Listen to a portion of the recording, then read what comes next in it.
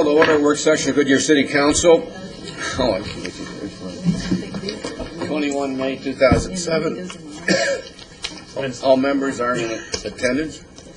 We have 3 items on our agenda. We'll start with discussing and giving the staff feedback on community services and special event sponsorship funding requests, and that's county step minutes. Mayor, council members, unfortunately, Paula will not be able to be present tonight. She's at home with a bad knee, so she's asked me to go ahead and present her special funding also. As you know, the council subcommittee, which consists of Vice Mayor Cavalier, Councilmember Holland, and Councilmember Sousa, met with myself and our staff to go over the request for community funding, and that was done on April 10th. The community funding budget for this year is $181,144, and this money specifically is to fund services that are not provided through the City of Goodyear, but our residents, or a number of our residents, are benefited. This year we had 24 requests come in, and the subcommittee recommended that we fund 21 of these. And I have up on the screen before you the sheet that shows the breakout by application, how much they applied for, and how much the committee recommended.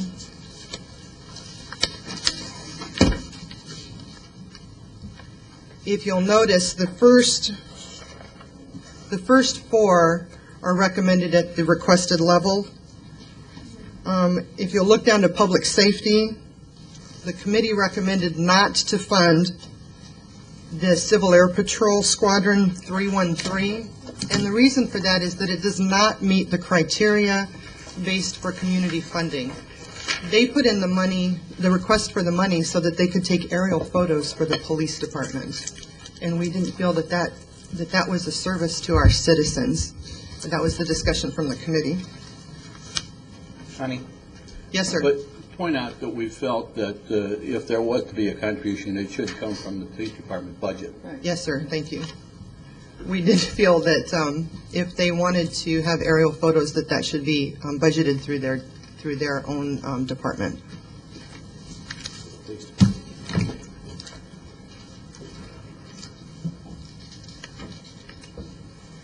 I'm just going to go through the ones that are different or that we didn't recommend. Unless you have questions, you can ask me at the end. Will that be all right?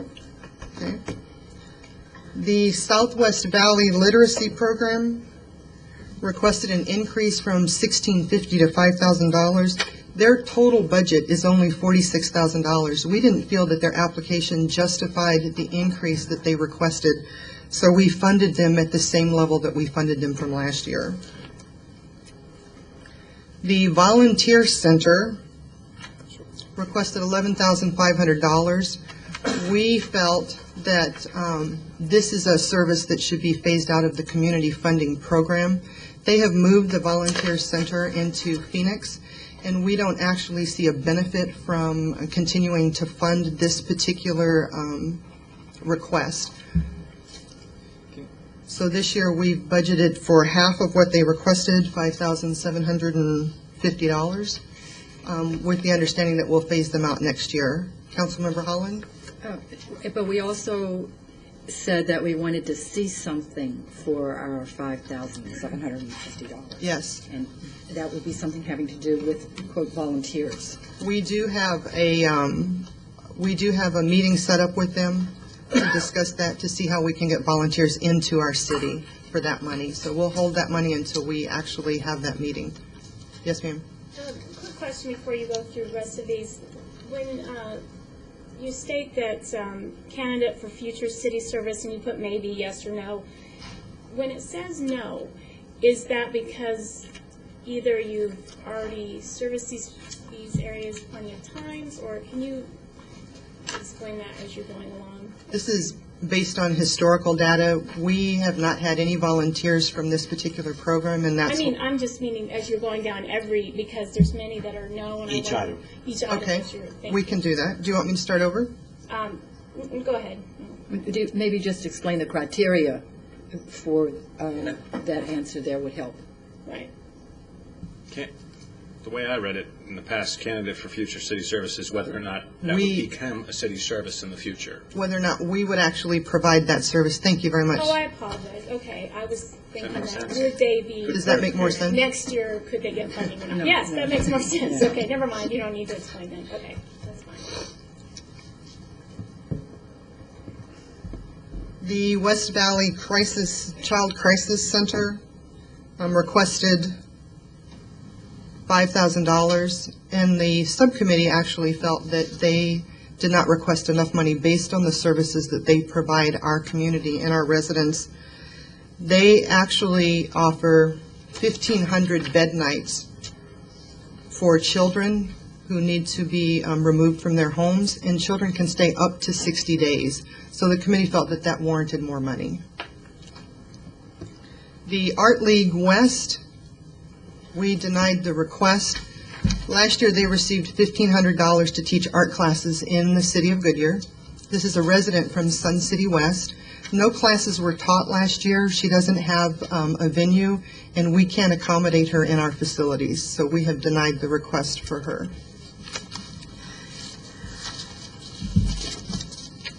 At the bottom of the page, you'll see Moto Track. They requested $1,500. The subcommittee felt that this was not warranted. They provide materials for ATV safety, and they wanted to develop a pamphlet to hand out, but the company already has several educational pamphlets that are available. Training is available online, so the committee didn't feel that it was warranted for the request.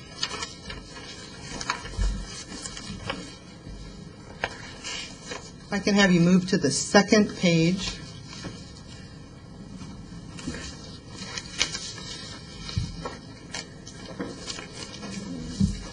Second one down, Southwest Hispanic. We only funded at half of what they requested. And the reason for that is because in their application, the money that they requested is all for equipment purchases, no services to our residents, just for equipment that they needed in their program. So we authorized that at $2,000. Is that Southwest Hispanic Leadership Forum? Is that what that is? Is that the same thing? I don't know. I can check for you. I have the applications here. Is that the same one that gives scholarships out? Is that the same, that's not the same one? I don't know. This is the Performing Arts Group. Yeah, we Thank you. that. This was equipment used to film their productions. The Teen Lifeline is a suicide hotline. Last year, they took in 366 calls from Goodyear residents, which amounts to only 6% of the calls that they received. Almost 100% of their operating budget is provided through grants or donations.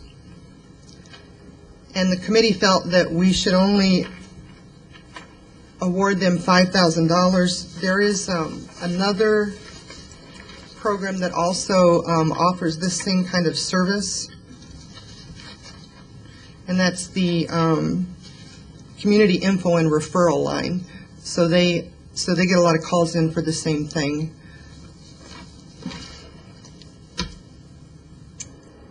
The last one on the list, West Valley Arts Youth Education Programs. This is through Gallery 37. The subcommittee determined that they would like to see more information. The application was not very in-depth or complete. It didn't list programs, dates, times, or what they would provide. Based on that information, the subcommittee decided to award $15,000 after they come back to us with a full schedule so that we can make sure that they are providing services to our citizens. Question? It seems odd to me. I mean, we've got quite a history, at least the basis for that. We've got quite a history on Gallery 37. It's shown year after year that it provides a service. We know that a third of the students are typically made up of Goodyear students. So can you all maybe give me some more in-depth reasoning beyond what Connie just told us? Frank, do you want to address that? Because that was kind of real. I mean, what? If this- I guess I'd like. Well, we wanted to see first how many students in this group were from Goodyear and what benefit the city of Goodyear would be getting from the Gallery 37 this year. So, and the amount that they requested is, I think it was more than, what is their? Their award last year was 20,000, and I they understand. requested 25. But there's something on the document that states how much they receive in grants and how much they receive from the Arts Council. And Have Matt look that up for us so you can see what the I think information because of that, we determined that until they show us that we felt that even the 15,000 was not adequate until they show us how it's being used to benefit the city. Did they indicate what community they're in this year?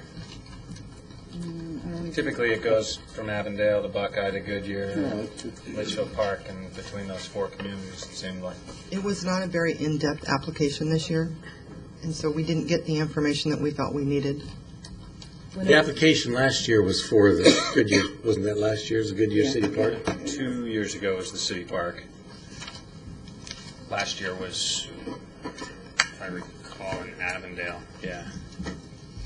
But so I wasn't sure if it was coming around to Goodyear. If it was coming around to Goodyear, 15 seemed a little low. I know in years that it has been outside of Goodyear, we've always done less. But years that it's in Goodyear, we've bumped it up. So. We expected them to identify some projects. That was part of the issue. That's part of the whole Gallery 37 process, though, is to identify the project. They don't identify it until they get into it. It's the kids that identify it. It's the program that you support. So it's hard to say they didn't provide much in terms of an application when the students haven't been selected and the students aren't underway and they haven't gone after the project. So I guess I was looking for more. Well, that's what we were looking for, was more information. Did they explain what they had done last year? I mean, did they have any synopsis of that? I believe it was. You know, we've benefited in two instances. Number one, with the wastewater treatment plant. Let's go, wastewater treatment plant. And of course, the city park, where they have done the mile markers, indicated those. Those are the two projects. But down through the years, this was a pet project of mine when this program first began. And down through the years, there have been a minimal amount of students from Goodyear that have participated in this program. And for the amount of money that they were asking for, and I don't know how many students are going to be applying for the program this year from Goodyear, but to go to 25,000, the subcommittee felt that it was a little steep. And that's not necessarily what I was advocating for. I wasn't advocating. I just was. Part of their application process, they asked for $25,000, and they split it up. $20,000 would cover personnel services that would pay the payroll salary. Which is of the kids doing That's summer right. jobs, so let's be clear about that. Right. And $5,000 would be for marketing, and the committee decided not to fund the marketing portion of that. Well, no, that's only 15. You said 5. Yeah, that doesn't. I couldn't hear you over here. Oh, there was That's- 20. There was There's 25,000, and we did We 15,000. did 75% of the requested amount for the payroll for the kids. So it was not established whether or not it was going to be in Goodyear this year? No, ma'am. You can't tell that. Probably isn't. It's probably out in Buckeye or Litchfield Park. Okay.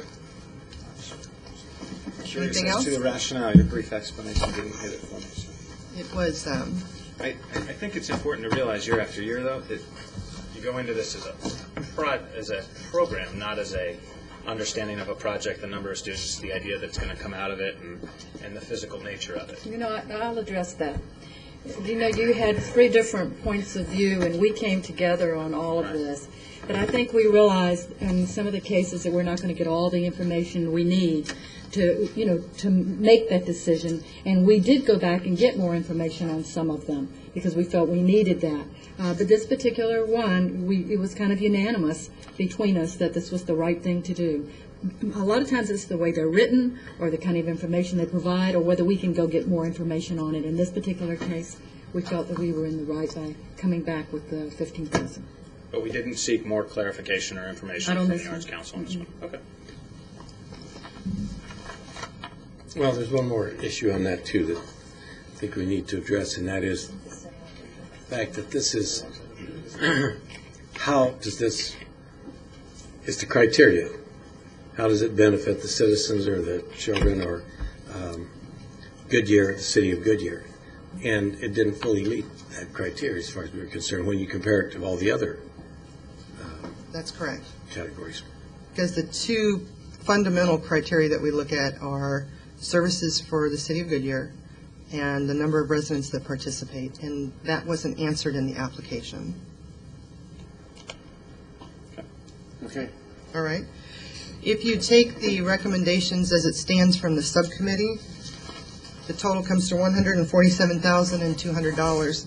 That leaves a balance in the community funding of $33,944.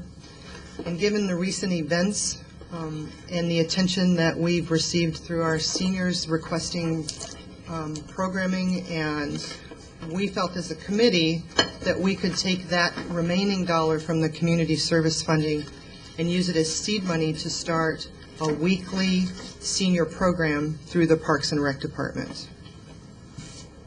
Connie? Yes, sir. There was a question brought earlier before the meeting began about Care Bears. They did not make an application this year. They did not make an application.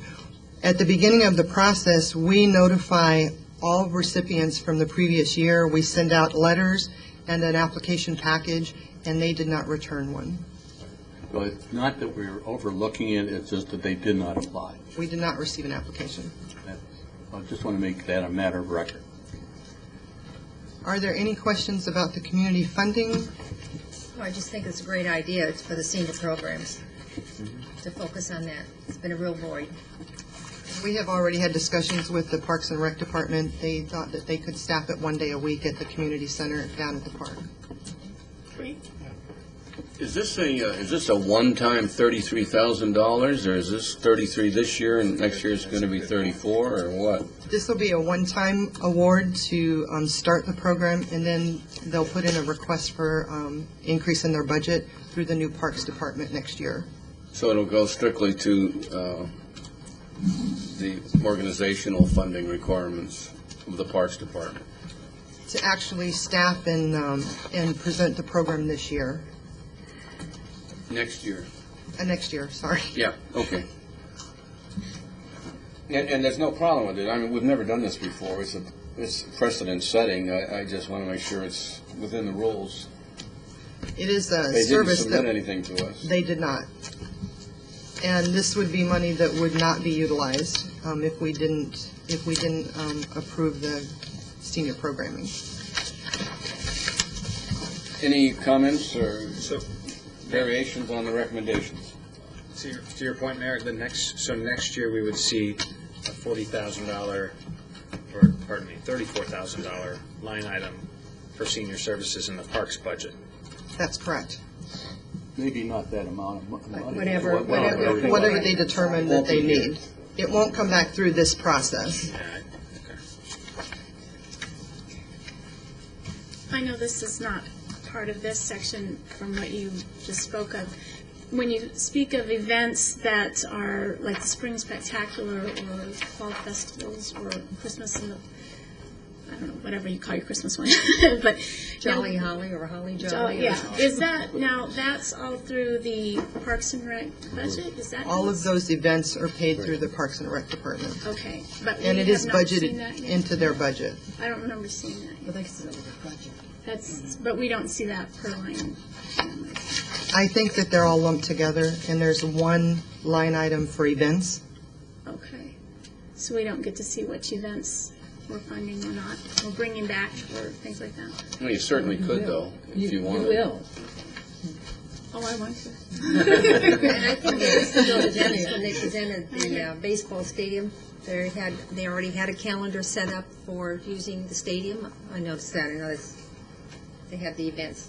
Is that right? Scheduled in that. They didn't have dollars, though, I don't No, think. no. Any questions or disagreements with the recommendations on this part of the subject matter, community funding? Okay, now events, right? Yes, special Okay. events.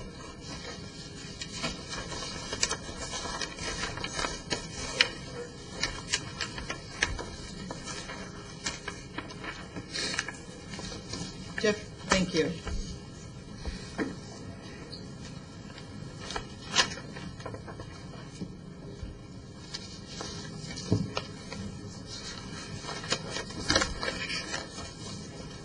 This year, this special event sponsorship had 7 requests come in, and it was determined that we would fund 6 of those 7 requests. These are events that are held primarily in the city of Goodyear and at a fairly low cost per resident.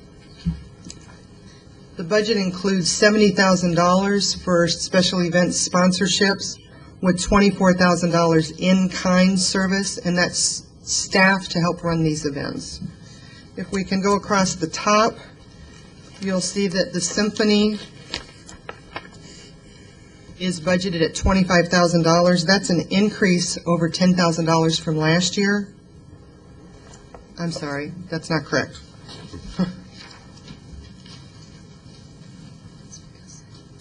The symphony. The ballet did not apply for funding this year, and so what Paula did was move the $10,000 that would have been allotted for the ballet to the symphony so that we can become a major sponsor. The Performing Arts Series, $15,000. The rodeo, we have requested $20,000 in supplemental in the budget, and so through the event sponsorship, we request $10,000. Tres Rios, the festival that we feel will actually be beneficial to us when we start Los Rios here in Goodyear, $10,000. The Fiesta at $5,000 and the Relay for Life at $5,000. So between cash and in-kind, we're looking at $94,000. Connie, explain why we're not supporting building more days. The subcommittee felt that this is an event that is not held in the city of Goodyear, and that they did not want to continue supporting events that are held outside of the city.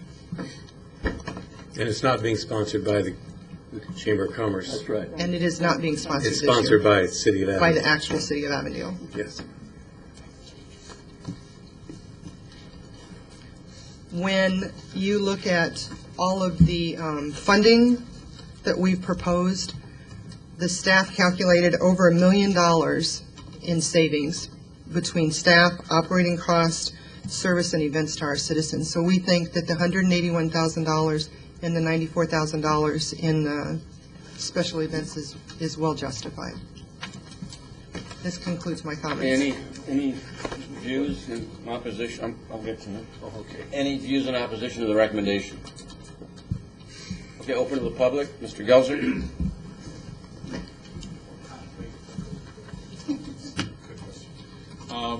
Could I get a status on the Goodyear Air and Balloon Show, or is that a non-event for next year? It's a non-event for '07. But it might happen in a It way. may happen in '08. Okay, thank you very much.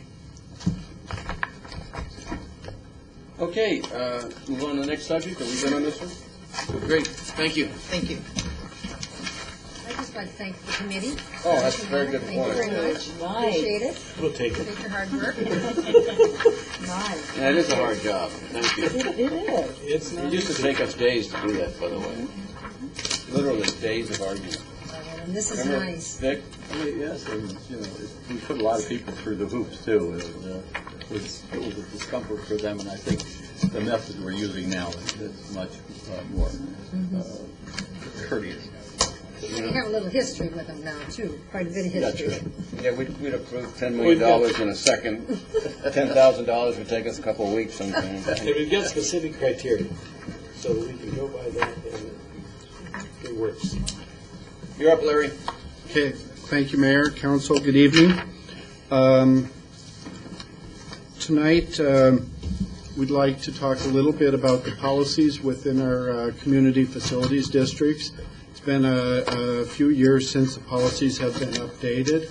And over the past couple of years, we've seen a few things happen. Infrastructure costs are rising considerably. The demands for resources to put in that infrastructure, of course, rise at the same time. The special assessment property, we recently went through some collection issues on the special assessment, including the sale of 3 properties under those out of the 2,000 total that we bill. And there are new members on the city council since we have reviewed some of these policies. That having been said, we thought it'd be a good idea to review just a few. We are not going to go through all the policies tonight unless you have specific questions.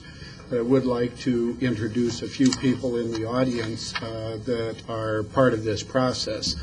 Sheila Mills is the CFD administrator and is the one that is responsible for the day-to-day administration of our activities within the community facilities districts.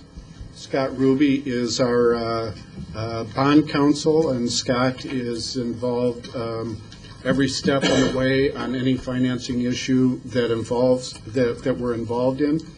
And Larry Given is our financial advisor to review the financial aspects of all of the proposed financings as they're coming through the door.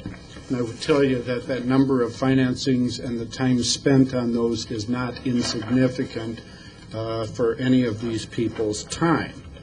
So tonight we're going to talk a little bit about the overall property tax considerations, just as a little bit of a background.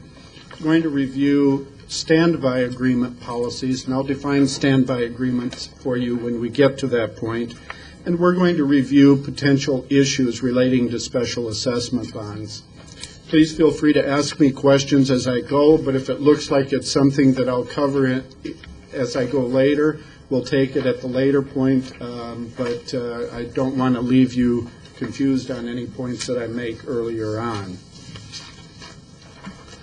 Property tax formula in Arizona is really quite simple when you look at it. The variables are secondary assessed valuation, which is assigned by the county assessor's office, times a rate, which is controlled or limited by our agreements, but controlled in the environment of the debts that we issue and so forth, and that is established by the CFD boards, which the 7 of you serve as that CFD board.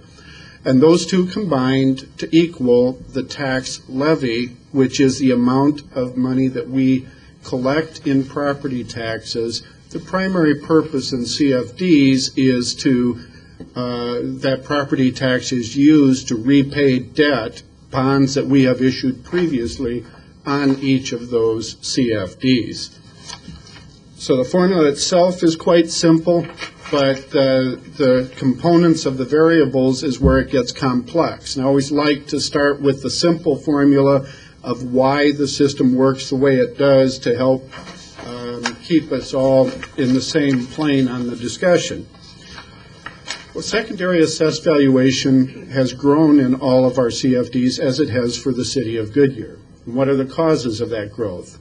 Well, one of the causes is new construction. As new homes are built, as new commercial properties are built within the boundaries of the CFD, the assessed valuation increases. Also, there's an increase in valuation should the valuation of existing properties increase. I think most of you remember approximately a year ago, some headlines that the county-wide assessments for 2007 increased by an average, I believe it was about 40% county-wide average. That was of existing property. That was a catch-up for a number of years. that assessment actually starts with the 2007 property tax year, which is our fiscal year beginning July 1st of 2007. So that has not taken effect yet. No one has paid property taxes on that basis. What that 2007 increase did was represent a spike in assumed growth in valuation that we might have assumed to be coming down in a period of 5 or 6 years. All of a sudden it came in one particular year. So what are the impacts of that spike on rates? Well, that's where the formula I just mentioned becomes important. If the tax levy that we use is determined based on the existing debt service, in other words, we don't need additional money to pay that tax levy, then as your assessed valuation goes up, your rates could go down. As additional debt service requirements are needed, your rates might stay the same. In most cases, they would not increase because we have set caps on what those rates could be. But in the formula, each of the components combines to make what that total rate was.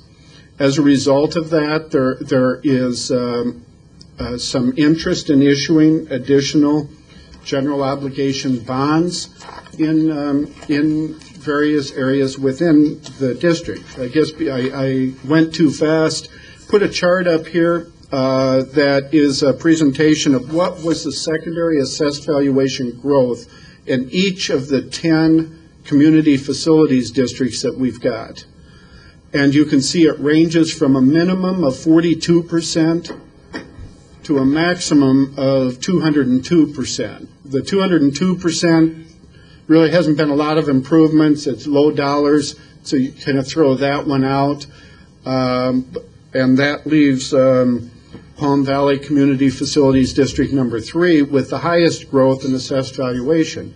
That is not a surprise because that's a new area of construction and a lot of property coming in. That is a lot of property that was assessed at raw land being now assessed as finished property. As I looked at this chart, the biggest surprise to me was the community general district number 1 increasing the lowest of all of those. That is the area north of I-10, generally, although not 100%, but generally east of Litchfield Road. Much of that property has been developed and included in the base, but clearly not all of it. And I was a little surprised it was as low as it was. Keep in mind, this is a comparison only of last year's assessed valuation and this year's. And as I'm looking at that schedule, I see a couple of them, Australia Mountain Ranch and the Community Facilities General District number 1 as examples where the assessed valuation may not have been as behind in the first place, and so those increases may not have been as rapid in those particular areas. We have had either applications, discussions, some dialogue on 5 community facilities districts for additional GO bonds, general obligation bonds, that they would like to see issued so that the debt service for this next year can be maintained.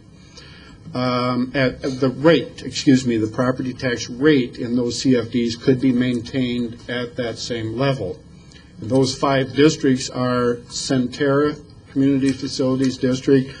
In fact, just this afternoon, about 4:30 this afternoon, we received the feasibility report, which is the first step in their process to go through with issuing additional bonds. Cortina, we've had a couple of phone calls, but I don't believe we have received a formal request. Australia Mountain Ranch, we've been in discussions with them for quite some time, close to a year, I would estimate, as we have on the Goodyear Utilities and Palm Valley 3 Community Facilities District. One of our larger community facilities districts, the Goodyear General CFD that I mentioned previously, has issued all of the bonds that it intends to issue, and so there's no more intended to come through on that particular district. On which one? Goodyear General, which is the one basically east of Litchfield and north of I-10. Palm Valley. Palm Valley area, yes, but just the part east there that Yeah. goes broader than that. It's Palm Valley 1, right? I believe that would be correct, yeah. Phase one. Which one is Goodyear Utility CFD again? Goodyear Utility CFD is a broader CFD that covers a lot of the original Suncor property and is an overlapping community facilities district with other districts making up smaller components of It's it. 7,000 acres, and 1,800 acres is in the Goodyear General District. Okay.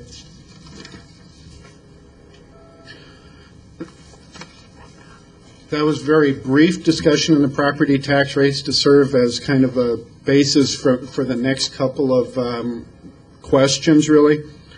And before I get too much into the standby agreement policies, I thought I would go through with you what standby agreements are. As we showed you in the previous screen, the tax levy determines how much money from taxes is collected from property taxes to pay debt service on outstanding general obligation bonds for that particular district. It's not uncommon that the developer, for the cost of the infrastructure, would like to issue more bonds than what that tax levy will generate.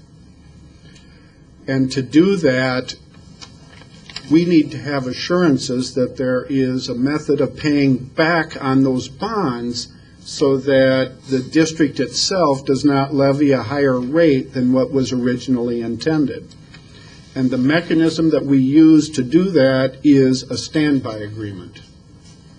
The policies that we establish for a standby agreement are designed to do a couple of things. One is to reduce the risk of default by the developer or the person guaranteeing the agreement. Obviously, if we're talking a rate that's higher than what our committed rate is, a default would create a situation where we would have to actually tax at a higher rate than we intended, so a default is what we want to avoid. And that also, in turn, protects other property owners within that district.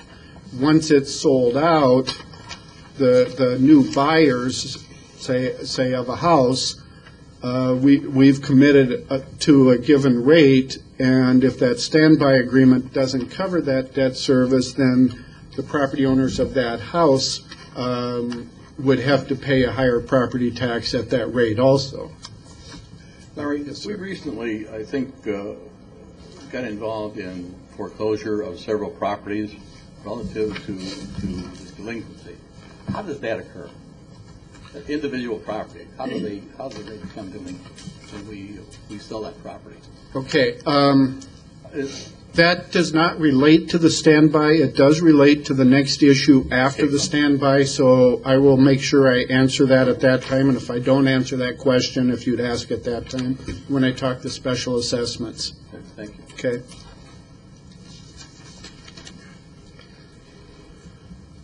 Some of our long-standing CFD policies on,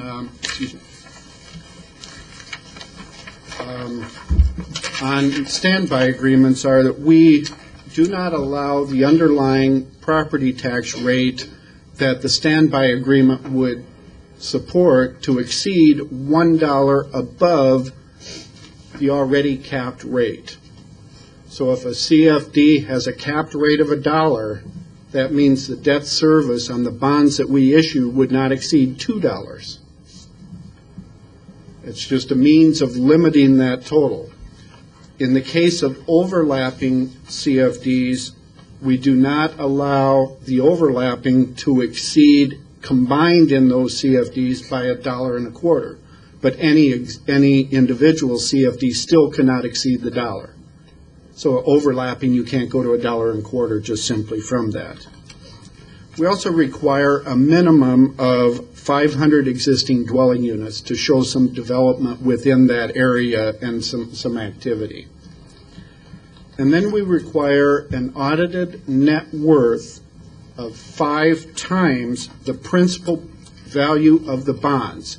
And that's the principal value of the bonds that they are guaranteeing in this agreement.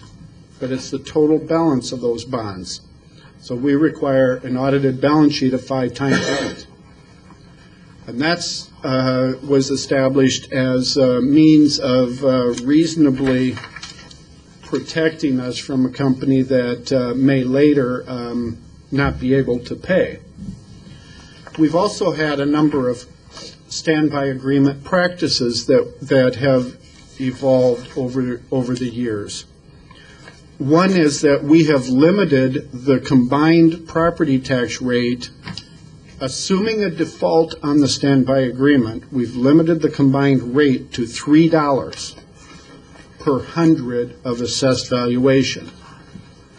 That is the highest rate that we have on any of our CFDs, and so it was established as a cap that the cap rate plus the dollar cannot exceed $3.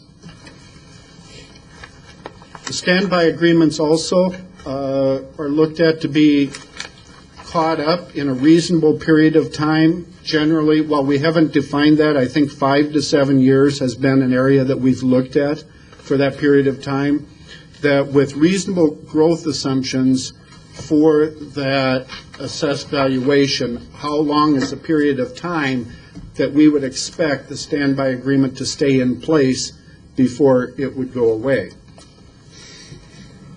For purposes of computing the defined cap and the dollar limitation, we go by the final assessed valuation. In other words, we do not allow growth assumptions going forward.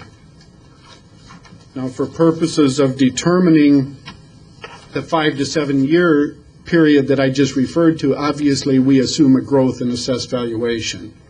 But we don't want to assume it and have a property tax rate implied that could come back and we'd have to go higher than the cap that we had promised, and that's the logic behind that. Okay? That sounds like yes. Now, can I ask you a question? Please do. Just maybe this is a bad question. If you were in the say Pebble Creek and you're in the utilities district, you pay $1, right? That's correct. If you're in Palm Valley, in the newer areas, you pay that, plus the Palm Valley, you pay $3, right? That is correct. Now, if you had a request for a standby agreement, you could raise the 1 to 2, but you couldn't raise the 3 to 4. That is correct, yes. And I've got to follow up on that because in my chart I'm showing that those two have already added to $3. So that would be difficult at that point. So would those people paying 2 be a little upset by that? The people, okay, the standby agreement falls on the developer, okay? Yeah. So even though we increase that rate, it does not increase the rate to the individual property owners, only to the developer. We look at it to the developer, and that's why we put the dollar cap, assuming default. But we also established policies to try to reduce the risk considerably of that default. So standby agreements only apply to developer? That is correct. Not the resident? That is correct. During the life of the CFD? That is correct. Assuming there's no default by the developer, of course. Right, but yes, they are not passed through to the property owner to make that guarantee. And by the way, if Scott starts running out the door or anything, believe him before you believe me on that. But I'm very confident in that answer. If there is a default on the part of the developer, total default, now does that responsibility flow back to the residential homeowner? At that point, that flows to the property owner with a total default, which is why we established the standards that we have in these agreements to try to reduce that risk. But yes, that would be the case. Thank you. Yes, on the following up with that, the minimum, that it's required that a minimum of 500 existing dwelling units be put on that property. Now, but what happens if that doesn't happen? Supposing there aren't 500. By our policy today, we would not bring that forward to you for consideration. So the general obligation bonds we would issue would only be based on the assessed valuation that existed at that point in time. So it would not, On the bare property. well, someone's got to pay that. Yeah, the property owners would pay it, but it would only be at the capped rate that CFD allows. It wouldn't be allowed to go at a higher rate guaranteed by anyone. So the property owners would be the developer in this case. Yeah. Mostly. I mean, Mostly, less than 500, yes. Depending on the size of the. It would be the developer, but we won't allow that rate to go higher because that area hasn't been built out at that level. So the people buying a home, and it's less than 500 units in that development, and it defaults to 500, or say 550, well, minimum of 500, less than 500, then even the property owners who bought in there are responsible as well as the developer? Okay. Australia Mountain Ranch has, and I do use this one because it's one CFD and not combined to keep the discussion simpler at this case. Australia Mountain Ranch has a combined allowable rate of $1 for GO bonds. Or it's not only combined, there's only one CFD. So it's got a capped rate at $1. We'll use that one as an example. If there were less than 500 homes, all they could issue GO bonds at would be a rate that the debt service on the existing assessed valuation would service at $1 per 100.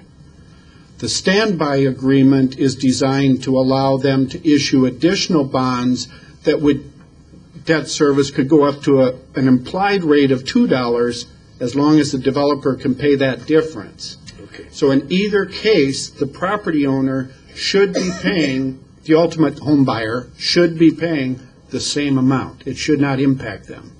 The only way it would impact them is if there were a default by the developer. And then the home buyer would pay up to $2. Up to Or more than $2 that. in that example. That is And if they were in correct. Palm Valley Phase, whatever, $3 ones, you wouldn't pay more than 3, period. 3 is the policy cap we have, and so as I look at that schedule in here, I've got to reconcile that with the request for the standby, because those two are not, that's something I have to follow up on before we did anything. But yes, $3 is the overall policy. Once the program has been established in a given area, you've got your 500, Yes. the CFD has been established. Now, who is responsible for notifying the property owners that are coming in, 501 for example? Who's responsible of making that notification to that individual of what this tax base is going to be for that particular home, or that particular residence?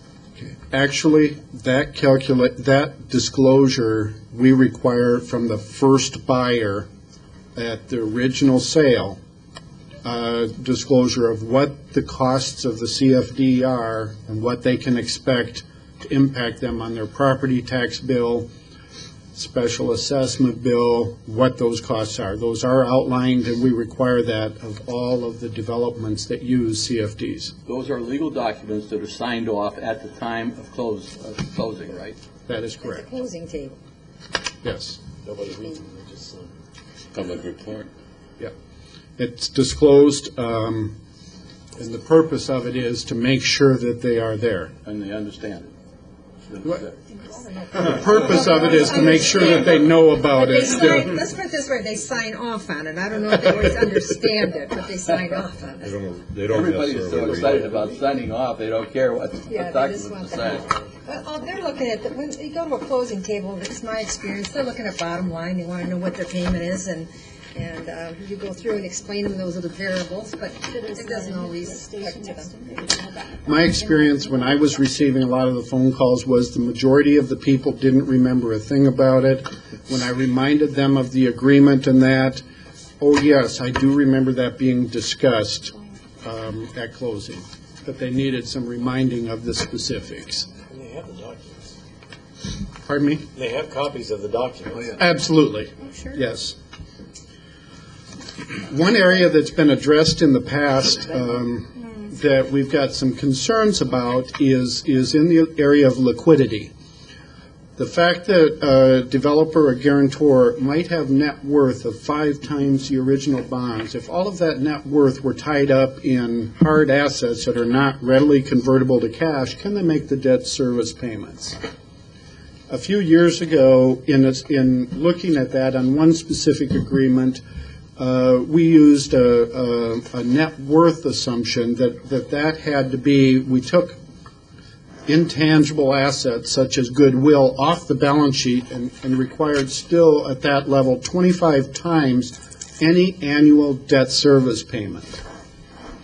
As we've looked at it lately, we're not convinced that still addresses the net worth, or the liquidity issue, because you could still have a lot of land that wouldn't necessarily generate the cash flow to make those payments.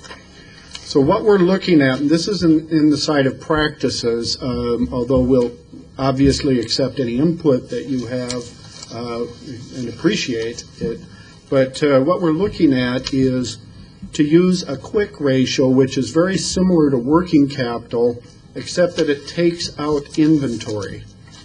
Because inventory for developers often is raw land, we didn't want to include that in there, but that quick ratio, we're looking at a consideration of 2 times the annual debt service payment as a means of filtering the liquidity issue. We haven't had any problems in this area. It's just a case that as we looked at it, and actually a dialogue that we had with one developer, they interpreted the 25 times requirement to be a liquidity requirement and said they couldn't make it. And I understand why. That's a lot of liquid assets to have tied up for someone in that business. So that's something that we're working on at this point in time. So say that again, Larry. You're requiring them, or you're looking at requiring 2 times the annual debt service in liquid assets? Yes, for each company that's a guarantor on a standby agreement.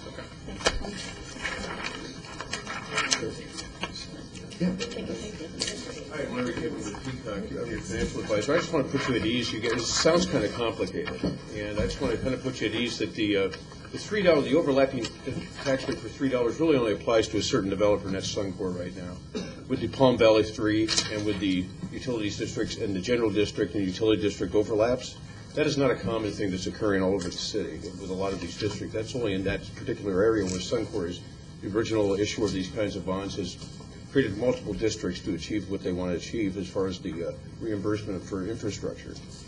Vice Mayor Cavalier, you brought up a point about, well, who pays if it's under 500 dwelling units, what happens? Well, those bonds never get issued. And I just because I sit back and observe what you were asking versus Larry being on the hot seat up here, to answer that question, what we do is we take the assessed valuation for the existing fiscal year for CFD and say, if our $1 limit will raise this much money, we will only allow you to issue bonds to the extent that the debt service, annual debt service maximum throughout the life of the bonds cannot exceed what $1 would. So that would never come to a consideration, really, if that answers your question. We just never, this leveraging of the CFD bonds by allowing these standby contribution agreements really is not a, on the smaller districts, it may only amount to a $25,000 annual amount that they would have to come out of pocket. A developer would have to come out of pocket to meet their demands. In those cases, most of it's de minimis like that. Okay, the major players that have on these standby agreements are people like conceivably Newland and Suncor, and the other ones are rather minor amounts of money. So it's not something that's just rampant, widespread practice where we're owed millions of dollars on these standby contribution agreements. That's not the case. Now, in the case of Suncor, there may be millions of dollars involved ultimately when we issue this next series of bonds. But I just wanted to put you at ease that there's not a huge liquidity factor out here that you have to worry about every day, that the developers aren't going to make their payments, and there's going to be some huge amount of tax rate increases out there that really aren't. So I just wanted to mention. Okay. Thank you. As I wrap up in the standby agreements, I want to review with you the 2 specific requests that have come up from the 2 developers and why I wanted this presentation to make sure that we all understood what was going on. One of the requests involved a change in that liquidity ratio, which I just discussed. When they saw the 25-to-1 and they interpreted that as liquid assets, they thought that was burdensome, and as we reviewed it, we agreed with them, and that's why we're requesting a revision. The second request that we've had, which is not uncommon, is a request to look at growth in assessed valuation in determining what that dollar limit for the standby agreement is.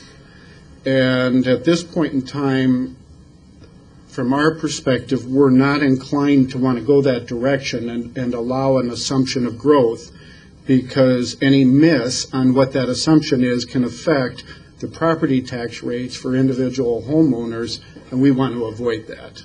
So that's kind of where we are on it, but why we bring the issue up so that you're aware of it and can fully comment as you see fit. Okay, special assessment bond issues. This is a review of a discussion that we've had a couple of times in the past. Currently, our special assessments on individual properties range from $500 per house to approximately $9,500 per house. With the bulk of the properties with special assessments go out in the range of $5,000 to $6,000 per house. As many of you will recall, one of the changes that we're hoping for going forward, we have the agreements pretty well in place, but it hasn't happened in practice yet, is that the county, Maricopa County, may actually start billing these, whereas today these special assessments are actually billed separately. We have a third-party contractor who provides that service for us, but they're billed separately, and the homeowner is required to pay that. It is not impounded out of their mortgage payments, and that creates some consternation for homeowners who are assuming that most of those types of costs are picked up when they make their monthly payment. As we've gone through the process, we've had requests for future consideration of assessments as high as $24,000 per house. We have a specific request right now from Newland, which we will be bringing to you on June 25th, that the average assessment that they're looking for is approximately $15,000 per residential unit. And so we want to make sure we're having this dialogue up front so that everyone is aware of what the issues are in doing that. When we talk about the consideration of limiting assessments, the real challenge is how do we determine a limit for those assessments? What methodology would we consider? And in doing that, I put one chart up here as one means to start a discussion, and that is that if the combined rate for assessments were to be $3 per 100, understanding that the calculation gets considerably more complex for special assessments, it is not normally based on house valuation, but as an overall means of a benchmark to look at what would that look like. And in the chart that we have, we used Australia Mountain Ranch as a given example, and that's important. It would change by the CFD, but using a $200,000 house, $400,000 house, and $600,000 house, how much in total taxes would they be paying, and what would the implied rate be? So I'm going to just go through using I'm going to use the $400,000 house because I think that's a little closer in today's marketplace. But the $400,000 house would have at a $1 rate would have a $400 property tax for the GO bond, or general obligation bond. In addition, the O&M on that property would be $120. The special assessments, I put in one that's called target. That would be if we used $3 as an overall capped rate, then the total special assessment payments for that house would be $680, which would be the equivalent of $1.70 per hundred. On the $6,000 assessments, that would actually be $1.50 per hundred, which would be lower than the target. A $9,000 assessment, which we have issued some at this point in time, would actually have a rate of $2.25 per hundred, which would be over the target by about 50 cents.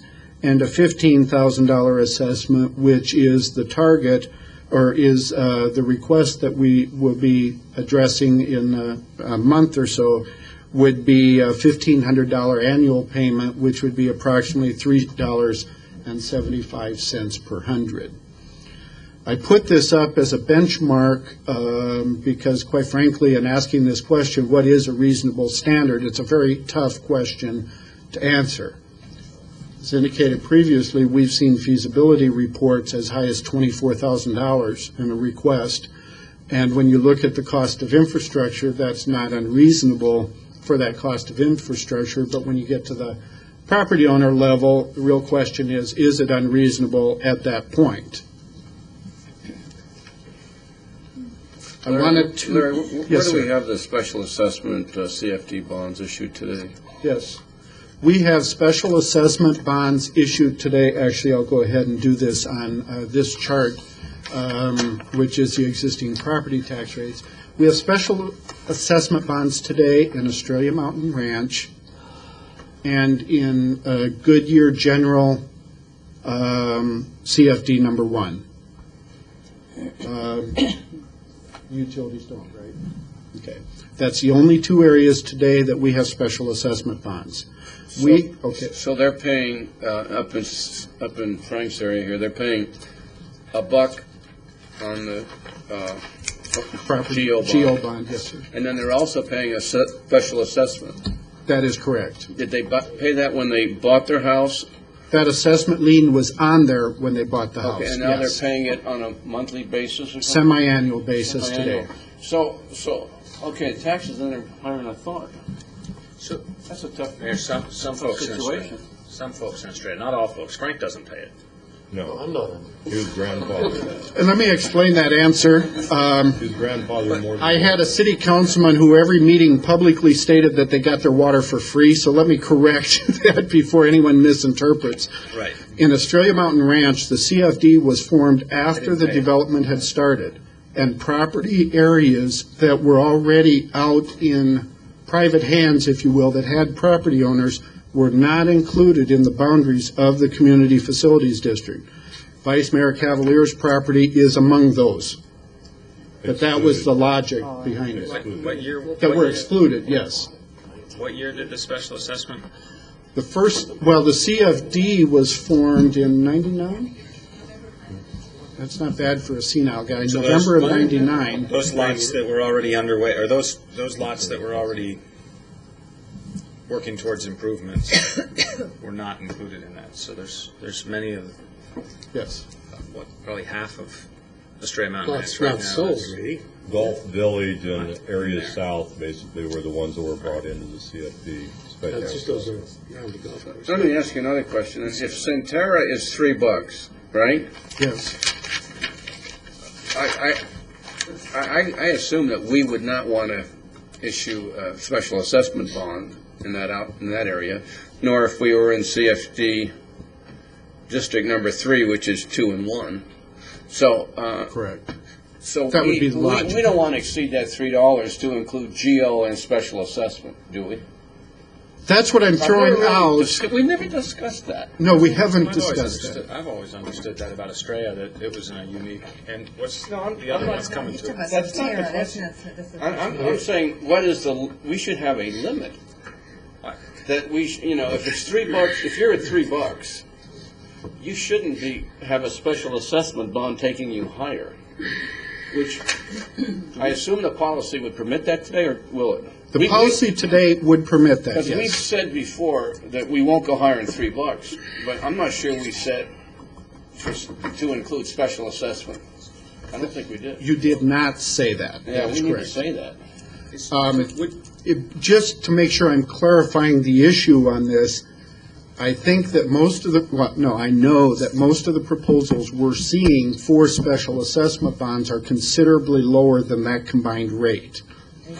And that's why the issues on the table may require more dialogue than tonight. I did want you aware of that, but that's also why we're throwing out for the discussion is we've never had that dialogue. The CFDs have the authority to apply a special assessment after they've been formed? Yes. The special assessment I think bonds. you'd be nuts to do that. I think we'd be nuts to do that. Well, here, let me give you how it works. Fair, too. Right. The special assessment bond, for example, the Centerra example, could we come in and do a CFD bond today? First of all, probably not because of the way it was formed, because the formation documents may not have contemplated it. Second, for property already out to the individual property owners, you would have to have basically their concurrence or lack of fighting it, if you will, which is not very likely. So you are not going to see special assessment bonds added to existing developed properties with private homeowners or property owners. So What would be the did your- detriment of not, of passing, as the mayor said, a special assessment bond beyond that? What's the? Well, you lose flexibility if some huge special Well, project that's would what I'm come up in a asking him. CFD. That's what I'm asking him. Yeah. Yes. You The, lose that So flexibility. do we want to do that? I mean, that's the. Hey, did your somewhat ahead. long answer just agree with the fact that I said we'd be nuts to do that? you would definitely, I don't Okay. think you would even see a request to, I'm not telling you to tell us we're nuts if we were to No. go after something like that, because you never would do that that. you would not see a request for one that already had private property owners and homeowners. I mean, if you- But you will see a request, as an example, we have 2 more requests coming to the board, actually, for Australia Mountain Ranch for special assessments. And you'll see those within a few months, one of them a month from now. But those are properties that are not yet improved that That haven't is sold to the correct. final homeowner. They are not sold to the final homeowner. They may be sold to a builder, but they will not be sold to a final homeowner, Until for the obvious reasons. Yes, until after that assessment is in place. Larry, just talking about the special assessments, I guess what was bothering me is discussions for future consideration as high as $24,000 per house.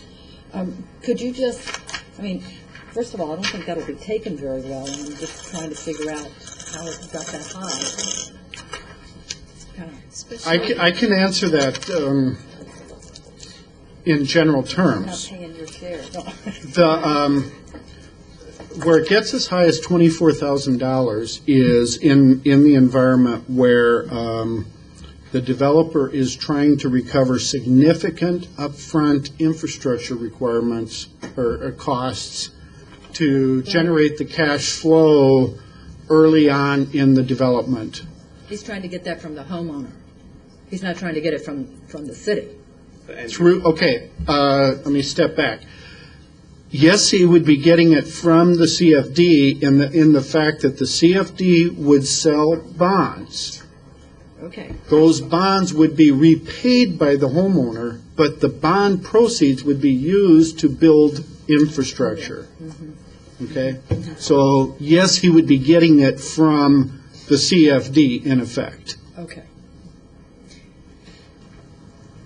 You stated, though, that it seemed like the average was 5,000 to 6,000, and now we're looking at 24 as a possibility. The average for the bulk of the properties that we have at this point is 5,000 to 6,000. We have some properties as high as 9,500 that have been approved before this group.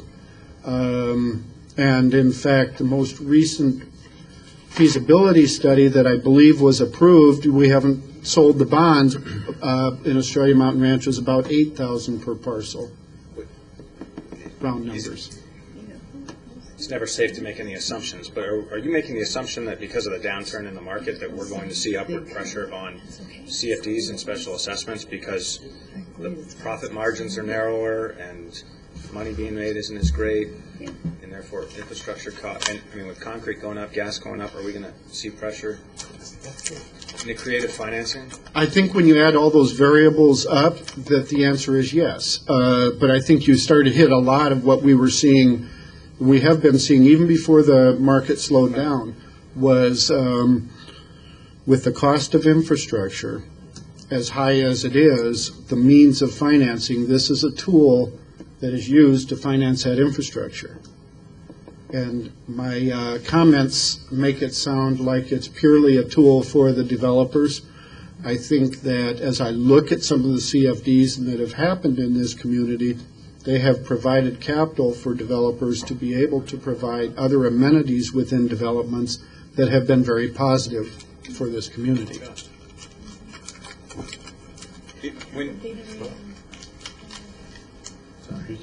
I was continuing to go on, but I can wait on my question. Well, on the 24,000, anything that's this high, they still can only cover those things that are legal under a CFD. That is sidewalks, landscaping, lights. So Well, what yes. more could this, why is this so high? What more does this cover? With infrastructure costs rising, one of them, for example, south of the river is portions of the cost of the bridge to get across there. That's one cost that in the King Ranch CFD, which has been formed, we have not issued any bonds, but that's one significant cost that developer is looking for some method of reimbursement on through their property. And a special assessment would be one tool. So that would be an example of a cost that would go against it, that would help increase it. I didn't know they came under that. Then do we have a list of everything that comes under a CFD? I thought we had that at one time, and I didn't see bridges on that. The state law is very specific. Public infrastructure is the limitation of state law. I'm being very broad when I'm giving that.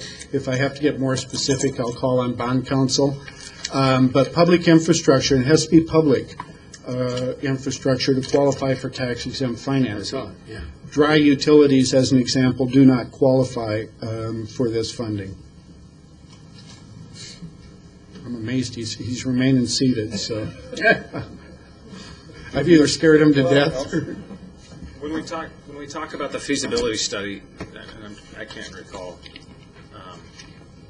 do you show in those feasibility studies a percentage of growth? I mean, you make an assumption in those feasibility studies. All 7 of us have different opinions of what we might think is going to happen in the next 12 months or next 24 months. When we see future feasibility studies, maybe this isn't a question, it might be advantageous to show us, 0% growth, 6% growth, 12% growth, 18% growth. I mean, we've been used to, those of us that have been sitting up here for any length of time have been used to, 20% growth and felt pretty confident sitting back here reading the feasibility studies and having confidence in them. Now, some of that confidence is waning on the dais. Actually, most of what we intend on the feasibility reports will not assume growth in assessed valuation. It'll assume it stays where it is, because it's very hard to go back if that growth doesn't happen at the rate that you anticipated it.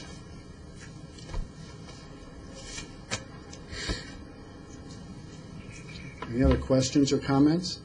Are you finished? I am complete. Okay. Very informative. Questions or comments? You didn't ask one question. Sir. Yes, thank you. I did not, you're right. And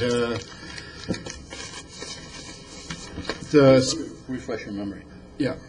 How do we foreclose on property Okay, for non-payment? The process, first of all, it involves the properties that have special assessment liens against the property. So it's the last group of financing that we talked about with the special assessments. Property owners are required to make payments semi-annually. Those payments are due to us June 1st and December 1st of each year. There's a provision in the statutes and our bond agreements with the people that buy the bonds require us to go through a process of foreclosure on those properties to try to collect the money for the debt service. I use the term foreclosure. It's actually a property sale for the assessment. That process involves a number of notifications that we've gone through. I would not want to say how many, but we considerably exceeded the statutory requirements to the property owner to let them know. We also do a complete title report that gets us a list, or a preliminary title report to get us a list of all parties who have an interest in that property, and we notify them so that they're aware of this sale taking place. As you'll recall, Sheila Mills made a presentation to you 3 months ago about where we were on those CFDs, and this council, at that time, there were 13 properties going through this property that we had a sale scheduled for April 23rd. The direction you gave us at that point was to make sure, give one more attempt to contact each of these people personally, which we did. Ended up, 10 of them got current, paid up. 3 of them ended up being foreclosed on. One of those, as an example, was owned by a bank who had paid another one. So it's different people probably working the files were the causes of those differences.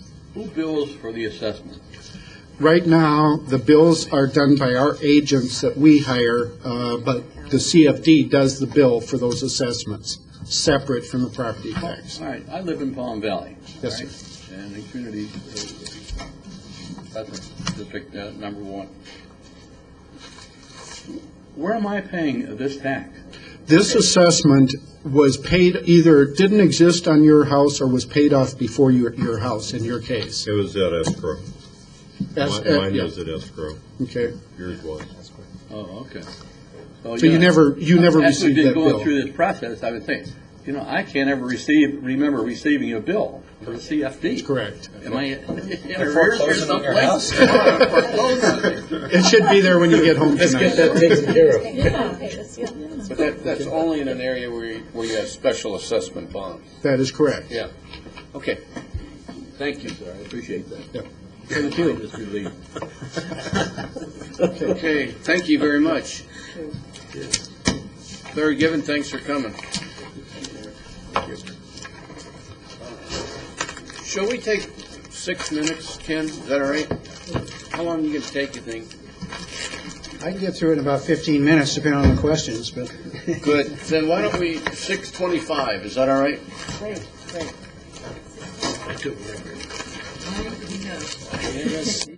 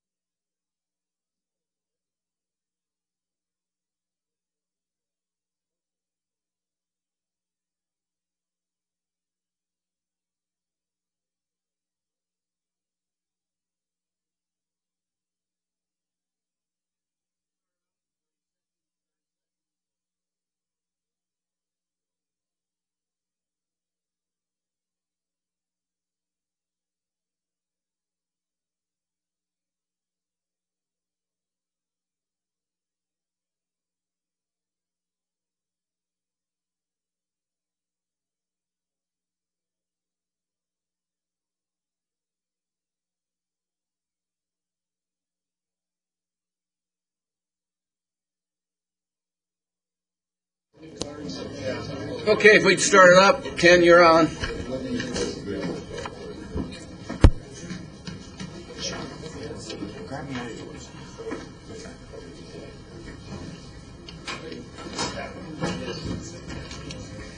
You've been watching the Cleveland. They're in first place. Are they in first place? They're in first place. Oh, wow. Okay, good evening, Mayor, Council. Ken Kennedy, I'm the CIP Coordinator. Purpose of tonight's presentation is two things I'd like to accomplish, is to present the final draft and get some feedback from you guys. Just recapping how we got to this point. Last November, a council advance was held. We discussed the CIP. From that advance, we got some good feedback from you guys regarding projects and funding. As part of the process, we took all the project data provided to us and then prioritized the projects and matched them up with available funding. In February, we presented a draft. The non-utility was fiscally balanced. The utility was not. Now the plan is completely balanced on both sides. And that was not easy.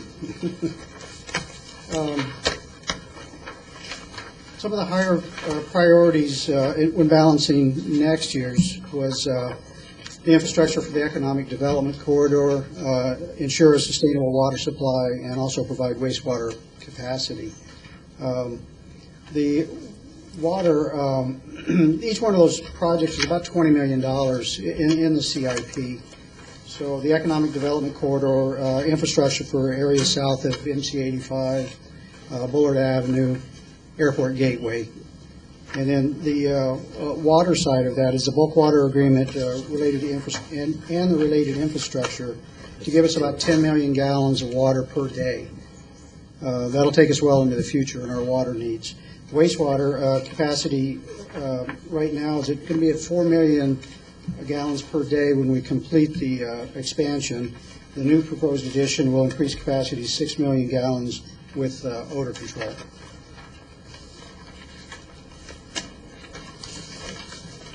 Funding the priorities, keeping in mind that growth pays for growth. Water services projects really can't wait until we collect impact fees and get enough money up front and then fund the projects. Consequently, we need to front load these projects, and that in turn creates a cash flow problem. Here's how we propose to fund those projects. And this is over 2 years, 07, 08, and 08, 09. But some of those projects don't just stop in the fiscal year, they spill over. So the debt service for the bonds can be paid for by the impact fees. And general fund will require a council resolution of reimbursement for water service to repay the general fund using impact fees also. The resolution would be $57 million over two years for those 2 fiscal years. Here's kind of how we divided the funding up. It was $114 million total. Utility is $58 million. Within utility, water is about $31 million. Wastewater is $24. Reclaim is $2.6. Non-utility is about $56 million. Total in $114 million. Ken, reclaim, are you talking about the SAP site? What's reclaim? Reclaim is south side and also some distribution lines. Distribution lines for the reclaimed water that can be used to dust control and those things. Watering of I-10 landscaping or Bullard Wash would come out of that. Here's where the funding came from. Impact fees is about $43 million. Water bonds was about $11 million. Just regular GO bonds, $34 million. General fund was $7 million, and construction sale tax about $19 million.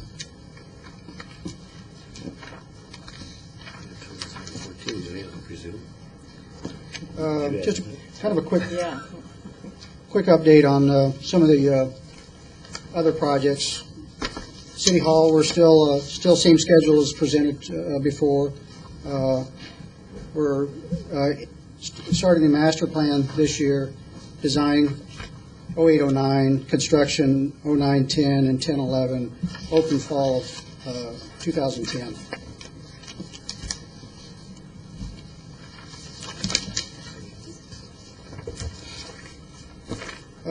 The library, the IGA between the city and the county to fund operations is completed through 2007 to 2017. County library district and colleges provide input to the master plan process in August of 07. And it's pretty much on the same schedule as City Hall. And as we get a little closer, we may want to look at this to build them both at the same time. There may be some economy of scale if we build them both at the same time. So it may behoove us to look at that. One of the things that you may not have seen that we were able to, is Larry provided a little more funding. As more we shook the money tree, a little more fell out. But the Public Safety Administration, now this is in years 10, 11, 11, 12, so it's out a ways, but we were able to move in the Justice Facility. We had talked earlier about just doing one of the facilities for police and fire and housing both of them, one of the three that was suggested in the plan. So it appears that we can move two of the three into the plan, including the Justice Facility.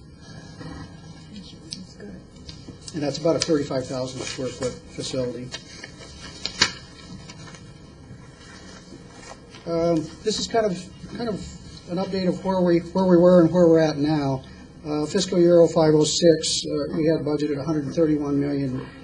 We only spent $27 million. This year 0607, budgeted $165 million, and we spent about $110 with $55 in carryovers. Then next year is $114 million.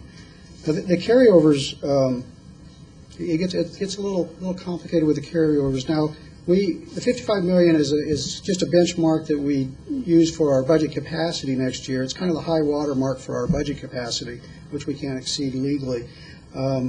So full well knowing in the next couple of months we're going to expend some of that $55 million. And then at the end of June we'll draw a line in the sand, and then that will be the actual carryover money. So the carryovers don't show in your plan. They will once we decide exactly what they are, and then we'll show them. A perfect example is the Goodyear Historic City Hall water line replacement. Now, it doesn't show in the plan, but it shows in the plan this year. We'll carry that project forward and complete it this next fiscal year. So once we, June 29th or 30th, we draw that line in the sand, we'll update this plan and put the carryovers in it so you can see those.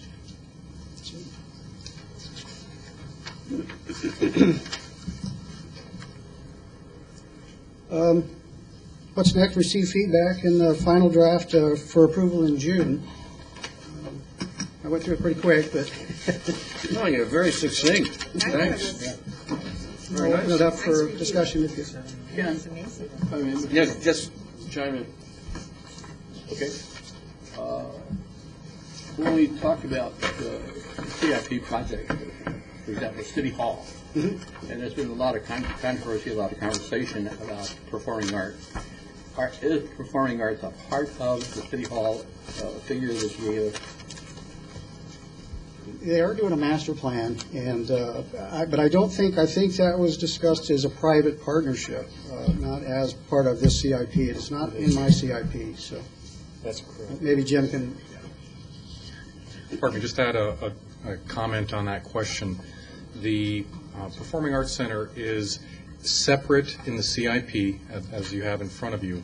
We have advanced it currently based on our attempt to secure a public-private partnership, in which case the investment need on the part of the city would be limited to the land alone, and so therefore it wouldn't affect the bottom line that you see before you. If through the process we go through we're unable to secure a public-private partnership that would construct the facility with no investment on our part, then the performing arts would stay as scheduled in the CIP, and we would still move forward with it, but it would be down the road. It's our hope that our current attempts will allow us to advance it much sooner, though. But City Hall is still primary. That is correct. City Hall is still scheduled. It is primary, and It is scheduled in the CIP in the event that our attempts on that end, on a separate course, yet parallel course, to secure public-private partnership. Even if that doesn't work, we still have money budgeted to build a city hall in the schedule, in the near future, as we've committed to. Thank you. Jim, wait. I'm sorry. Joanne? Since he's up. Jim, thank you. Thank you. I actually had already asked Ken, and I think we need to talk to you. On the 100-acre community park, you have in the out years $13 million. Now, I just wanted to clarify in my mind that we're not, in a sense, no, I don't want to say double dipping, it's not the right thing, but when you had showed me kind of the sketch of the 40-acre park, there was a skate park part of that. We had discussed a BMX park that could possibly be sooner, and I know that that's still up for discussion whether or not what says a skate park could actually be the BMX park, but we have in here new BMX park in the out years of $6 million. So I'm wondering if that $13 million in the out years that's in the 40-acre park wouldn't actually already be some of it as the skate park that could. Do you see where I'm going? Right. Mayor, Councilmember Osborne. Can you clarify? Are you talking about the 40-acre park in Stray Mountain Ranch? No. No. I'm talking about 40 acres. The 40 acres what that we call the 100-acre Gotcha. park. I'm following the you. 40 acres that would remain. Colleges are. Right. Instead of that being slated as a skate park, could that not be slated as our BMX park? And would that cost more than what you've already slated as a skate park? Do you see? Yes, I understand your question. Very good point. Up to this point, I'm going to answer two different pieces of your question. Up to this point, what is intended or could be intended for the 100-acre park, or the 40-acre portion of it, is still in conceptual stage. So the information that staff has done is purely just to see what could fit into 40 acres. It's not meant to imply that it's a done deal, especially when you add the concept of two campuses in there, which has not been formally factored in. The $13 million that you see in the out years is a placeholder for potential work that would be done on a 100-acre park, no colleges. Because that's, at the time that all this was done, that the CIP was developed and that the 100-acre park was looked at, we weren't sure, what the level of college involvement would be and whether they'd have campuses there, et cetera. That's a relatively new process or new path we followed with them. And so until it's definitive that they will be located in there, we've got letters of intent currently signed, still leases are to be negotiated. When that's done, with next year's update of this CIP that you have before you, then we will refine both that $13 million figure as well as the concept of what would occur in the remaining, hypothetically, 40 acres. And if only one school comes in that location, then we'd see what would happen in the remaining 70 acres. I see. But you feel that a BMX bike park would cost $6 million? Well, if we, No. Well, the question was about the question here is the BMX park projected to cost $6 million? Is that correct? Yeah, I mean that's what's. Regardless where it is. Right. Off the top of my head, it's fair to presume that the cost for the skate park and a bike park are comparable. I can't say that one would be identical to the other, but the elements are similar, the construction is similar, the amount of acreage is similar, and so the $6 million figure that you have before you, especially the figures in the out years for the entire CIP, those are open to refinement as we update the CIP each year, and when they are brought into the actual 5-year fiscally balanced portion of the CIP, those numbers will change and be much more specifically detailed. So I'll wait another year. Or, yes, or whenever those amenities are actually brought into the funded portion of CIP. Oh, I know, I understand I understand the place mark. I gather that. My whole point was that it's stating that it's $6 million for BMX park, and it's stating $13 million, and I was just like, that's almost half, just for the BMX park, and so that's why I Right, and asked that. now I have a better understanding of where the confusion was. The 13 million was not for a skate park, it was for developing the whole 100 acres and all the amenities it could include, so. Wasn't including the skate park. Then. But I'm saying, don't compare, it's apples and oranges. It wasn't saying, this is a skate park amenity, this is a bike park amenity, and one is double of the other. It was two different things. Okay. Thank you. Along the same vein, or same discussion that Joanne's having, is there any motivation to maybe not call it a BMX bike park, but call it an extreme sports parks and put it in parentheses, could be skateboard, could be BMX, because I still think that's up for discussion. I mean, I know we talked, Mayor, you've made some pretty confident remarks in your views on BMX versus skate, but I kind of look at that, not a rehash of what we've done over the last 12 months. Before I go into another one of these, I want to hear, market studies, in terms of, how many kids in the city of Goodyear, or not just kids, we found adults, are using skateboard versus BMX, and are we spending our money wisely? So I'd almost like to see us categorize it, rather than set up the expectation of BMX bike park will come in the next 5 to 10 years, that it's another extreme sports park. It used to be determined. Well, and I also like to add that it could be a different location. It doesn't have to be the city park. I think that we need to let people know that we would consider other locations for a BMX park, not just in the city center, as putting it in that park. Right. I think, location's going to be a hot debate, I'm sure. But I guess I just don't. I don't know if we're going to have one. I don't want to label it, because we might, there might be some hybrid mechanism that comes out in 5 years or 10 years, and kids are going nuts. So you think of a skateboard pogo or something to stick? Skateboard pogo, that'd be just what we need. But the CIP is satisfactory in the way it is right now, is that correct? I'm just saying the label. Yeah. The dollar amount's fine, but the label of BMX bike park. You want to just call it a sports? Yes. Yeah. Before we get into Sports facility. if I may, Mr. Mayor. Well, I think it's more specific. It's not baseball, soccer, or tennis. I think you need to make the differential. However you decide to do it, fine. Sorry. Before we get into consideration of the bike park, we had AMRRP had a session. Part of the meeting last Friday was specifically on the liabilities that cities have or will have with the sponsorship of bike parks, no matter what we call them. There is some question whether or not, we could be insured for this activity because of the events that surround it and the risks that are involved. So I think we're going to have to go take a real hard look at this, Mr. Mayor, in the future.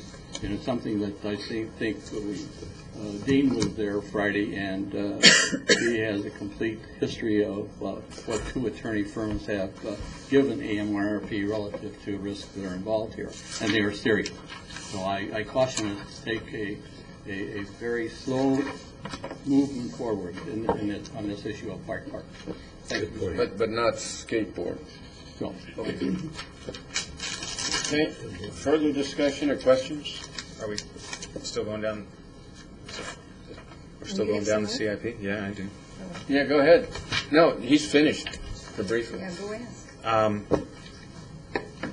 And I should have asked staff these sooner, but is Strayup Parkway Bridge is in the out years?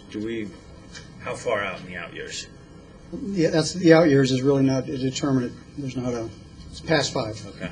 I think that was identified in a traffic study. It was done years ago, and I think we're doing a new traffic study, so we're going to have a 2-lane bridge that opens up into a 4-lane road and a 6-lane bridge that closes down to a 2-lane road.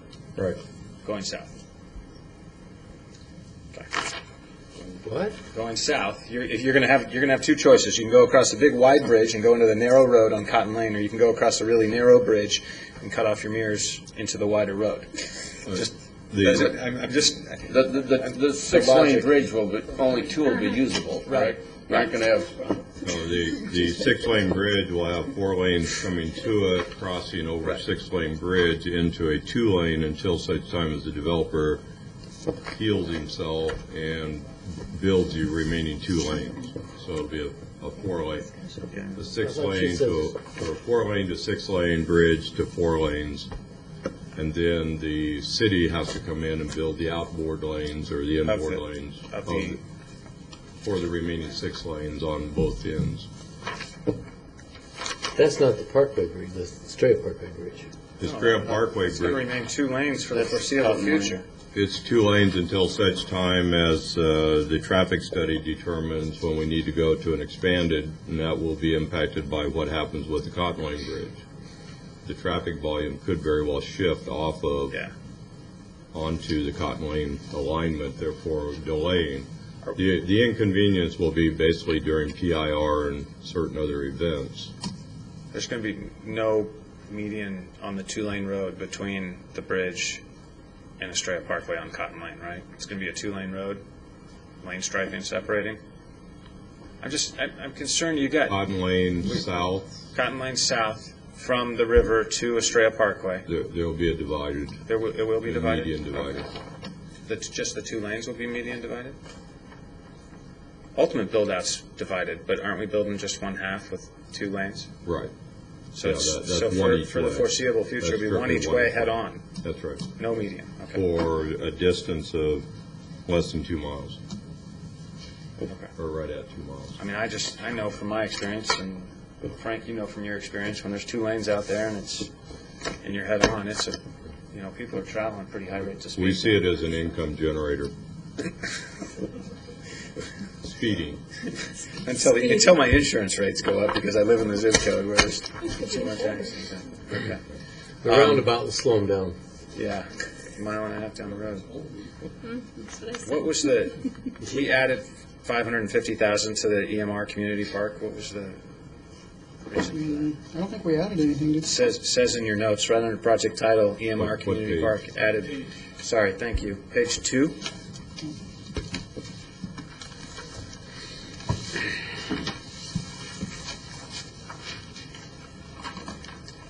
Page 2, project number P as in Paul, K as in Kappa, 0302.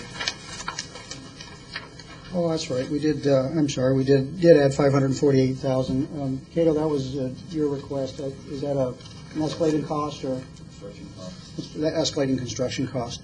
We did bump that up, 500,000.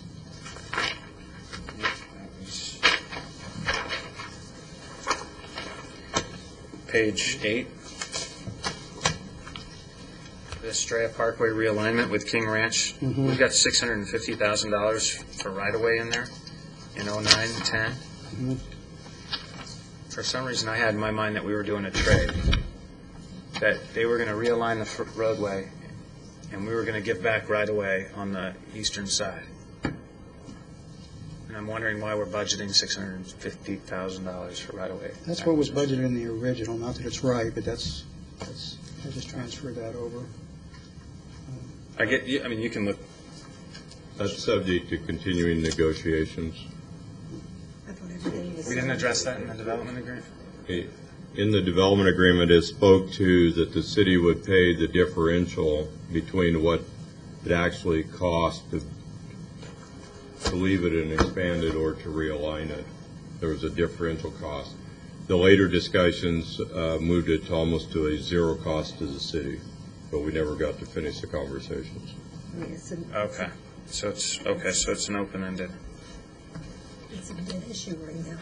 Yeah, a dead issue. Total dead issue. Dead issue right now. Doesn't make any difference. Maybe a new point. Okay, that was it. Okay. I had one more. I'm sorry. I had one more. Page 22, the Corrugate Wash, Kings Ranch Water Reclamation Facility. What page? Construction of 10 million, was that all completed? And then it says King Ranch, developer contribution of 15 million in years to be announced. That's in this prior year budget. So that was done, I'm assuming? That wasn't done? I'm going to let Sean speak to that. Right. Mayor, Councilmember Osborne, that was planned construction, given their development schedule. That has not occurred. That was developer-funded project. It has not. And will not occur until it's funded by the developer. Correct. And actually, the utility master plan that this department is completing from Black and Beach is coming up with some proposed alternatives to where we can best treat that flow. So that'll be some discussion that we'll have at a later date. And the last one. Ken, did you find out on page 26 why all those numbers? That's just it's a typo. It's just a typo. It is a typo. Okay. All right. That's it. Thank you. Okay. Thank you. Councilmember report on current events. Manager's summary.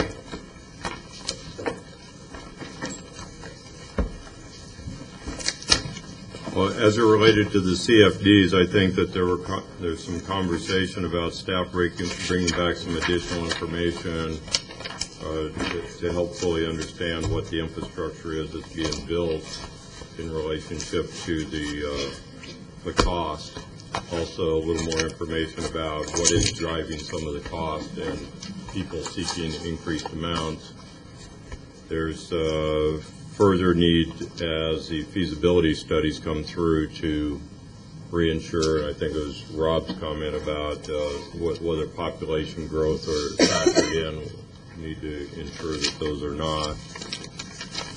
Was there anything else on the CFD that we did not touch? Do you have a policy question on mayor and the special assessments? The $3. The $3 Yeah. question. A question that maybe they should be looking into that, or at least having a dialogue on. Yeah, that the max for both GO and special assessment should not exceed $3 per 100. So maybe we need to. So if you had a special assessment in a GO area, the people there would not have to pay over $3 for that additional special assessment bond.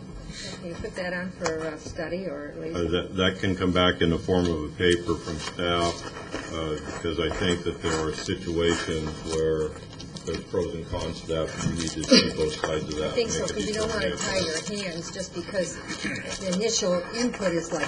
The negatives associated with $3 are unbelievable out there. So we need the information, to make a determination. If you're going to pay a city property tax and then $3 on top of that, what you're doing, and then add to that, go buy a house and read that and see how that strikes you. And in that process, we'll also bring forward some information about the consequences, what kind of quality, the schedule of infrastructure will change mightily from what it has in the past. You will not see 4 lanes divided with a median built within the initial 3 to 5 years. It will be basically in the out years. And we're beginning to see that experience through some of the things we're having to deal with King Ranch, for example. Evaluate the liability and risk insurance for bike parks. That was Mr. Seuss's comment. Come up with a extreme name for extreme park. You have to be decided what extreme location will be placed in. I'll go ask the kids at home. They'll give me some names. That now becomes an extreme subject. Extreme subject. Anything else related to those topics? I would only ask on that subject, because that does annoy me. When you present it, take the CFD and the city property tax, add them up, and compare them with the rest of the valley. When they take their CFDs, if they have any, and many don't, with their property tax and what it comes to. Because that's what our people are not just paying a city property tax. 80% of them don't know what a CFD is. I never heard of it until I moved here. But that's going to this city, one way or another. Well, we really are the only city that, to this point, that have pushed CFDs. No, I know we have. And they're good. Because we have, the advantage is infrastructure is done, and the communities look like they look here. I mean, we have a very special city when you drive in it compared to the other cities, because we go ahead and take care of that. So I'd like to see both ends of it. I'd like to see definitely what the mayor is saying, but I'd also like to be able to hear, if we took that stance, what the disadvantage would be to us for the future. That's all. I just want to see both of them presented. The other piece of information we'll bring into that process is that those who pay CFDs do not pay impact fees. So there is a corresponding relationship in that regard. Yeah. Give us the whole picture so that we can understand it and make an intelligent decision on it. How do they normally pay impact fees? At the time of the building permit, the developer or the builder pays it, and then it's tacked into the escrow, the cost of the house. He adds it to the cost of the house. Right. He can add virtually anything to the cost of the house. Right. We don't know what they're adding. We wouldn't have an idea. That's interesting. I didn't realize they didn't pay. Yeah, he paid his car payment. Mayor, I have one subject that I would like to share with you. Harvey and I took a little tour, and there were several others staff that joined us. Joe Minnick, Ed Paul from the fire department, Bill Newman from the police department. We went down to Mobile on Friday, and there was a ceremonial burning of the permit for the South Point landfill, which is associated with the 690 acres, which is the initial project. The fire guys had their fire extinguishers on the ready, and we had a great conversation with a number of the residents down there. Those people are really excited about what's transpiring, and they really appreciate what they already see in the level of service, both in police and fire, as well as the school has a total new look for those that were down there. The courtyard now has grass in it, in between the buildings, and they also have playground equipment with shade covers on them. Wow. And those were all contributions of the developer. So a lot of nice things have happened for that community. Great. How long did it take you to get there? Just curious. An hour and 15 minutes. Four-wheeler all the way around the mountain? Go Gila Bend route, or? No, we went down through, across the Indian Reservation to Maricopa and in from the east, and then we came out the west through Gila Bend back up to Buckeye. And it took about the same time either way. Just curious. Some beautiful drives. We're also looking to see how we can get agendas posted down there at the school or someplace so that they know what y'all are doing. That's great. There's discussion with the developer to see if maybe even Granicus can't be wired in. It'll become the Monday night social event for us. You're going to be disciplined. Life's exciting and mobile. Yeah. That's great. We talked about, I brought the subject up during the CIP, and I don't know if anybody else shares a concern, but we're going to have a 1 3/4, 2 mile road between Estrella Parkway and the river on Cotton Lane. And, you know, again, having driven that for 5 years in a row every day of my life, 60 people are going to be, I mean, we're going to have our police busy down there, and there's not many areas there's not many areas in the valley where we are now constructing roadways that are head-on, that are 2 lanes head-on. And so I would really, this councilman would really push staff to make sure we're designing a safe roadway and a roadway that is speed limits are appropriate, that have areas that police can enforce if need be, even though that we don't have any exits and ons and offs of that roadway as we're going down there. But I'm just concerned. I know we experienced a lot of high-speed wrecks on the Estrella Parkway, probably still do today to some extent down in the curve, but So is this what I'm hearing, that you want more police enforcement, or are you saying you want us to find the money to expand the roadway? Where are you? I think it's a multiple effort. I think we have to realize that we're going to live with a 2-lane road down there for potentially 5 years, maybe more. And so You're going to have folks that are traveling down there. I think it's incumbent upon us as a local government to look at traffic projections for the Estrella Mountain Ranch area. What kind of traffic is going to get shifted to that road that we didn't anticipate being shifted to that road? At what speeds, and what's that going to cause for us as a city? And what's that going to cause for the taxpayers in terms of safety that are south of the river that are traveling down there? Well, I agree So, with what you're that's saying, but the Do we lack- need to look- do we need the to lack look- of the road is because of Right. the developer. Because of the developer, Not but- coming through with that great agreement that they talked about and Right, signed but I- off on, so. I got up and we all got up and said, no, the health, safety, and welfare, and And I agree with you that the important. safety and the welfare is important for the citizens. Current, if I may, current estimates right now, if we were to go the balance of the widening, and I'm not necessarily suggesting that. okay, but just for information, is somewhere between $8 and $12 million additional to make that happen. We also need to recognize your observation as it relates to 3 years from now when we open 15 miles of two-lane road between Patterson Right. and Mobile. You know, I mean, are there areas of curves that maybe need Jersey barriers in the center? Are there, you know, are we looking at those Same kind comment. of instances?